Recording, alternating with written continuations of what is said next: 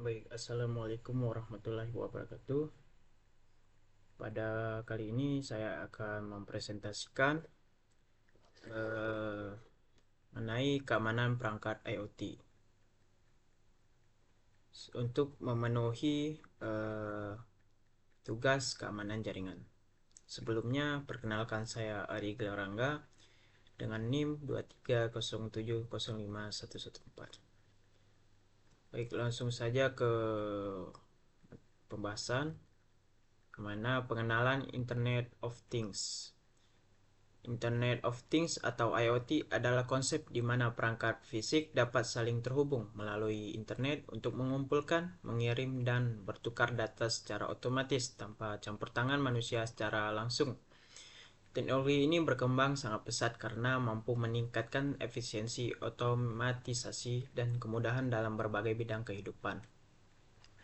Dalam kehidupan sehari-hari, IoT dapat ditemukan pada smart home seperti lampu pintar, kamera keamanan, dan termostat otomatis. Di bidang industri, IoT digunakan untuk monitoring produksi dan predictive maintenance agar mesin dapat dipantau secara real-time. Pada bidang kesehatan, IoT digunakan pada wearable device seperti smartwatch untuk memantau kondisi tubuh pasien. Sementara itu, pada Smart City, IoT digunakan untuk manajemen lalu lintas dan pengelolaan energi kota. Kemudian, arsitektur IoT yang berlapis. Arsitektur IoT dibangun dalam beberapa lapisan yang saling terhubung untuk mendukung proses pengumpulan, pengiriman, hingga pengolahan data. Lapisan pertama adalah device layer yang terdiri dari sensor dan aktuator untuk mengumpulkan data dari lingkungan fisik. Data tersebut kemudian dikirim melalui communication layer menggunakan berbagai protokol jaringan seperti Wi-Fi, Bluetooth, atau MQTT. Selanjutnya, data akan diproses dan disimpan pada cloud platform yang berfungsi sebagai pusat penyimpanan dan data analitik data. Setelah itu, proses layar akan menghasilkan informasi atau keputusan berdasarkan hasil analisis data tersebut. Kelebihan arsitektur berlapis adalah mempermudah pengolahan sistem IoT dan meningkatkan skalabilitas jaringan. Namun, setiap lapisan juga memiliki potensi celah keamanan yang dapat dimanfaatkan penyerang apabila tidak diamankan dengan baik. Contoh penerapan arsitektur ini dapat ditemukan pada smart home, sistem monitoring industri, dan aplikasi smart city.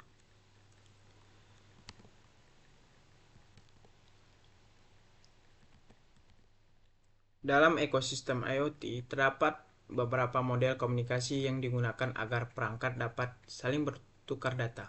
Salah satunya adalah device to device atau D2D, yang yaitu komunikasi langsung antar perangkat tanpa melalui cloud. Contohnya sensor suhu yang langsung terhubung dengan termostat otomatis. Model berikutnya adalah device to cloud atau D2C, di mana perangkat langsung mengirim data ke cloud untuk diproses dan disimpan. Model ini umum digunakan pada smartwatch dan perangkat smart home. Selain itu, terdapat device to gateway atau D2G yang menggunakan gateway sebagai perantara komunikasi sebelum data dikirim ke cloud. Model ini membantu meningkatkan keamanan dan efisiensi komunikasi. Terakhir adalah cloud to cloud yang memungkinkan pertukaran data antar platform cloud yang berbeda untuk integrasi layanan. Setiap model komunikasi memiliki kelebihan dan kekurangan masing-masing, tergantung kebutuhan sistem dan tingkat keamanan yang diinginkan. Kemudian ada tantangan keamanan IoT.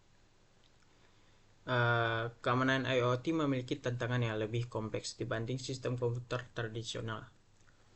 Salah satunya adalah keterbatasan sumber daya perangkat IoT seperti CPU dan memori yang kecil, sehingga sulit menerapkan sistem keamanan yang kompleks. Selain itu, perangkat IoT berasal dari berbagai vendor yang dengan standar dan protokol yang berbeda-beda, sehingga menyebabkan masalah kompatibilitas dan keamanan. Masalah lain yang paling sering ditemukan adalah penggunaan default credentials atau password bawaan pabrik yang tidak pernah diganti pengguna. Kondisi ini membuat perangkat sangat mudah diretas oleh hacker. Kemudian, ancaman nyata dalam ekosistem IoT. perangkat IoT telah menjadi target berbagai serangan siber yang nyata dan berbahaya. Salah satu contoh paling terkenal adalah Mirai Botnet pada tahun 2016 yang berhasil menginfeksi jutaan perangkat IoT menggunakan password default.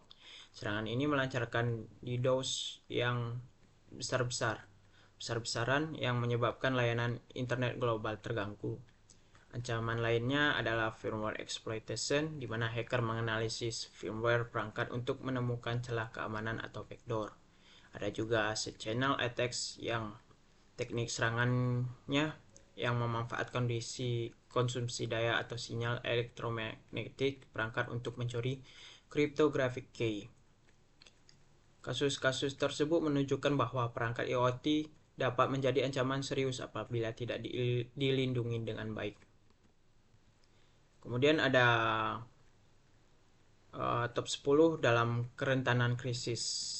Yang pertama ada kerentanan tingkat tinggi yang mana weak hardcode password, kredensial default yang mudah ditebak, kemudian insecure network space, port terbuka dan layanan yang tidak perlu, kemudian ada insecure ecosystem interface, API dan interface web yang rentan, kemudian ada lack of secure update, mekanisme update tanpa verifikasi integritas, dan insecure components library, dan idempotencies yang outdated. Kemudian di kerentanan krisis lainnya ada insufficient privacy, data pengguna yang tidak dilindungi dengan baik. Kemudian ada insecure data transfer, komunikasi tanpa enkripsi end-to-end. Kemudian ada lack of device management, tidak ada monitoring atau kontrol terpusat, dan insecure default, konfigurasi pabrik yang tidak aman. Dan terakhir ada lack of physical hardening, perangkat mudah yang diakses secara fisik. Best practice dan tools keamanan IoT. Untuk meningkatkan keamanan IoT, terdapat beberapa best practice yang harus diterapkan. Salah satunya adalah mengganti seluruh default credentials dengan password yang kuat dan unik. Selain itu, jaringan IoT sebaiknya dipisahkan dari jaringan utama menggunakan PLAN agar serangan tidak mudah menyebar. Penggunaan enkripsi end-to-end dan autentikasi multifaktor juga sangat penting untuk melindungi akses pengguna. Perangkat IoT juga harus selalu diperbarui melalui patch dan update firmware secara berkala. Saat ini tersedia berbagai platform manajemen IoT seperti Microsoft Azure IoT Central, kemudian Amazon AWS, IoT Device Management, dan Google Cloud IoT Core untuk membantu monitoring dan pengelolaan perangkat. Selain itu, terdapat tools keamanan Fortinet, dan Darktrace yang digunakan untuk mendeteksi ancaman keamanan IoT secara real time. Kemudian IoT dan Smart City di Indonesia.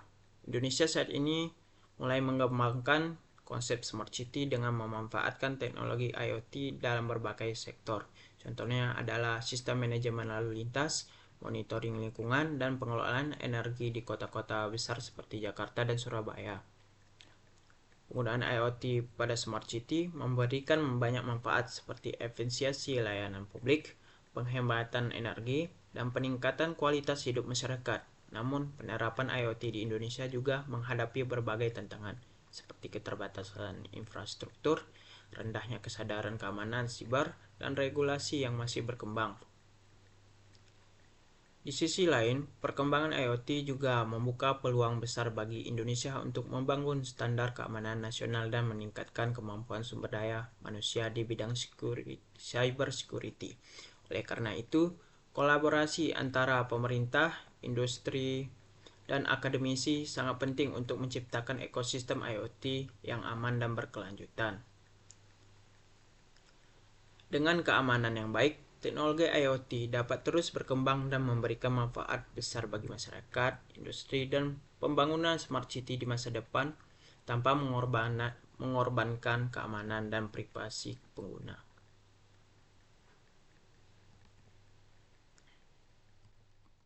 Baik, sekian dari saya. Bila ada kekurangan, saya mohon maaf. Wassalamualaikum warahmatullahi wabarakatuh.